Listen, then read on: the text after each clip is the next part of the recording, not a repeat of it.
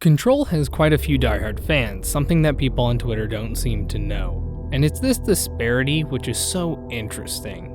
You could think that a game announced during Sony's E3 press conference would be more widely known, but it was during the 2018 one, and the only thing everyone remembers about that is the flute guy. So maybe this lack of mainstream connection makes sense. But Epic sure thought it was noteworthy enough, as they paid over $10 million to keep it exclusive to their store for a year, and I guess that worked out since IGN just crowned it as their Game of the Year. Personally, I had always planned to play Control, but with the PS4 version having a ton of problems at launch and it not being a high priority for me, I put it on the back burner. With the Game Award nominations and that response on Twitter, I just had to find out what some were so smitten with and with what others didn't even know existed. For most, Control's appeal is straightforward. The game has you explore a maze-like government building that is as vast as it is beautiful. The environment's use of colors to blanket areas in foreboding red light, or the cool color palettes utilized in the more industrial spaces provide a sense of variety. There is no mistaking the artistry on display, as new locations are emphasized by sweeping camera moves that highlight the architecture of your next destination. It's also the promise of a tool set that allows the player to control a superhero, as your character will throw objects at enemies and fly through the air.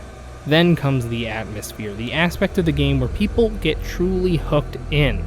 It's the paranormal, the odd and unexplainable nature in which this game setting resides that might be the crown jewel to it all. It actually reminds me a little of the way Death Stranding portrayed its world. When you have characters that take the absurd seriously and provide context for the player, it's easy to envelop yourself and get lost in. So if this game is so great, how could there be any detractors from it? Well, it kinda looks like another third-person action game, which is the majority of the Game of the Year nominee list. I mean, throwing objects at enemies is awesome, but I did that twice in The Force Unleashed and its sequel in 2008 and 2010 respectively. And while the atmosphere is cool, so is Resident Evil 2 remakes for different reasons. It ended up being that some were immediately sold by Control's trailers, and others needed more convincing as to what made the game so unique. At first glance, it might seem like Control is just another third-person shooter without the cover mechanics, and it definitely plays that way.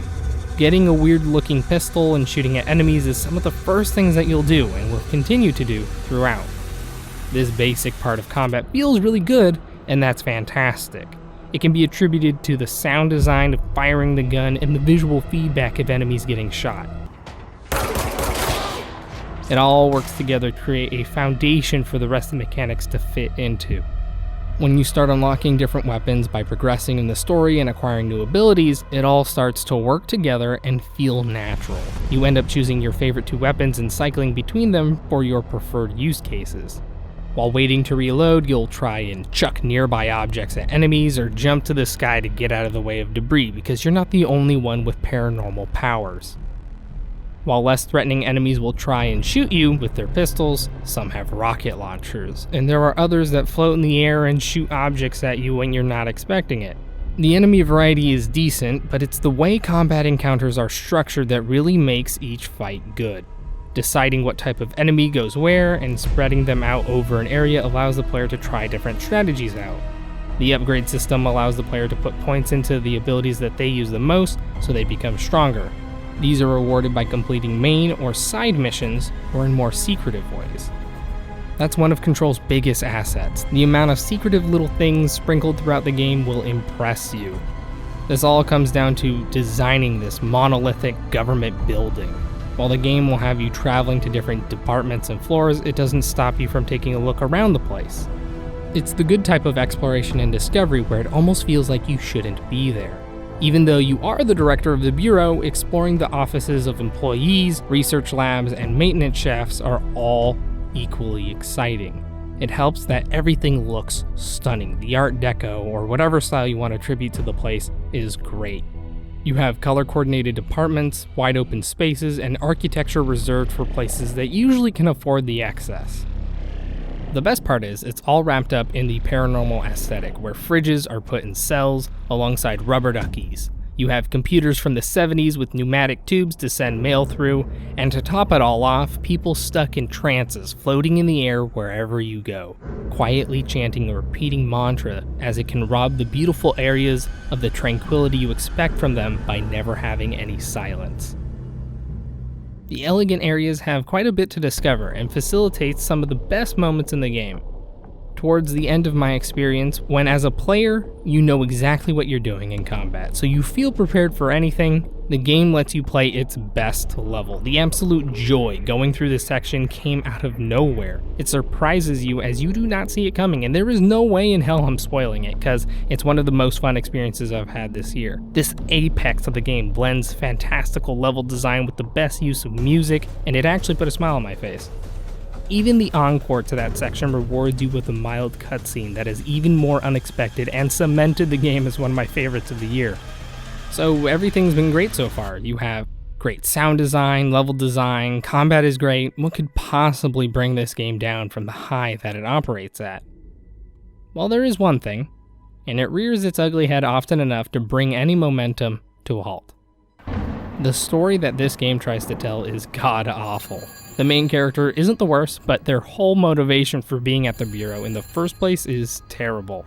This could have been salvaged, but as the story goes on, you understand that it's the weakest link for the game. All the energy is sucked out of the room when the main character talks to themselves and tries to justify their actions. The thing that makes the plot worse is that the rest of the characters are super interesting. You meet Emily Pope, who is a researcher, and you can tell that she loves her job. She's super involved with her work, and her personality is just great. Then you meet Arish, who heads up the security for the Bureau, and he's so charismatic and fun, I wanted to talk to him even more. Even the tropey old lady who is in charge of the Special Ops military force is well executed, as her cold and steely demeanor is drenched in experience and is hiding some secrets. There are obviously more people, like Dr. Casper Darling, whose performance was noteworthy enough for a nomination at the Game Awards, and the janitor that helps you throughout the game. But that just proves my point further. The atmosphere of Control, filled with great characters, memorable set pieces, and fantastic design, takes a hit every time I have to deal with what the main character wants to do. It does a disservice to the amazing lore and all the little bits that give the game a heartbeat. It's actually a miracle that I love the game as much as I do. I understand that many will never pick up or get to experience what Control has to offer, but I'm telling you, it's one of the best of the year. I like it so much I want to go back and platinum it, and I'm definitely on board for the DLC, even in the face of the performance problems and the subpar use of mid-bosses.